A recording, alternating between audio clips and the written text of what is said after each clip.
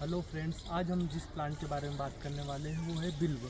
बिल्व का botanical name होता है ईगल मार्मेलोस। इसकी फैमिली होती है रूटिसियाए। इसका कॉमन नेम होता है या फिर इंग्लिश नेम होता है बंगाल ट्विंस, क्योंकि इसका जो फल होता है वो यूरोप में पाए जाने वाले ट्विंस फल से मिलता जुलता है। इसके पर्याय होते हैं बिल्व जो रोगों को हरता है, जो शांडिल्य जो कीड़ा को हरने वाला होता है, सदाफल इसके प्लांट में सदा ही फल लगे रहते हैं, श्रीफल इसके बड़े ही सुंदर फल होते हैं, कंटकी ये कंटक युक्त होता है, महाकपित्त इसके फल बड़े कपित्त के समान होते हैं।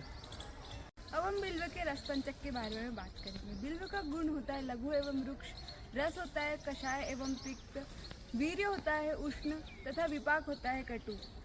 बिल्व का दोष कर्म कुछ इस प्रकार है। यह लघु रुक्ष एवं तिक्त होने के कारण कफ का शमन करता है तथा उष्ण होने के कारण वात का शमन करता है, अर्थात इसे कफ वात शामक भी कहा जाता है।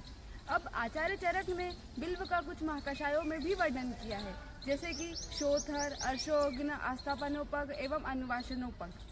अब हम बिल्व के कर्म के बारे में बात करेंगे। बिल्व का मुख्य कर्म ग्राही होता है। बिल्व के अन्य कर्म: बिल्व पत्र के स्वरस का प्रयोग नेत्र अभिसंधि में किया जाता है। यह यकृत उत्तेजक तथा पित्त सारक होता है। यह प्रतिशय, श्वास और कास में भी प्रयोग किया जाता है।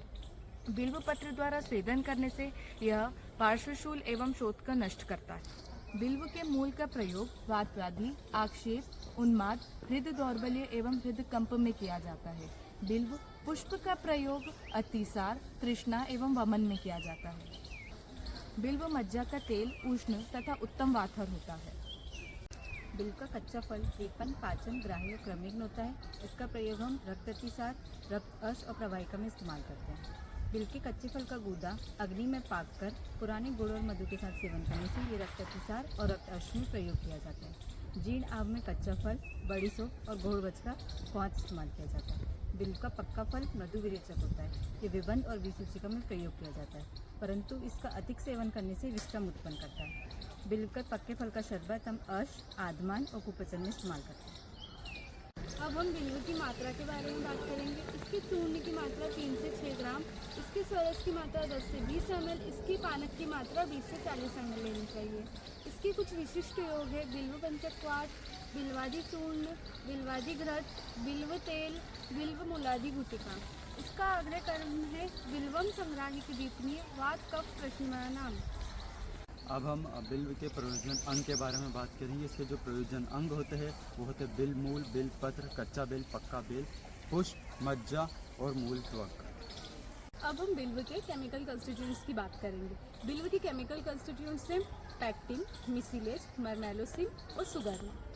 अब हम बिल्व का आइडेंटिफिकेशन देखेंगे। बिल्व का जो पेड़ होता है वो जनरली 15 to 20 मीटर टॉल होता है। इसकी जो ट्रंक होती है वो सॉफ्ट होती है, शॉर्ट होती है और थिक होती है। इसकी जो ब्रांचलेट्स हैं वो स्पाइनस होती हैं और सिलेंड्रिकल होती हैं। इसकी जो लीव्स हैं वो ट्राइफोलिएटेड होती हैं, समटाइम पेंटाफोलिएटेड भी होती हैं और सुगंधित होती हैं। इसके जो फ्लावर्स हैं वो वाइट, ग्रीन और येलोइश कलर के होते हैं। इसका जो फ्रूट है, जो इसका कच्चा फल होता है वो ग्रे ग्रीनिश कलर का होता है और इसका जो पक्का फल है वो येलो ऑरेंज कलर का होता है। और इसका जो फल है वो उसकी डायमीटर होती है 5 to 20, राउंड होता है और ओवल होता है।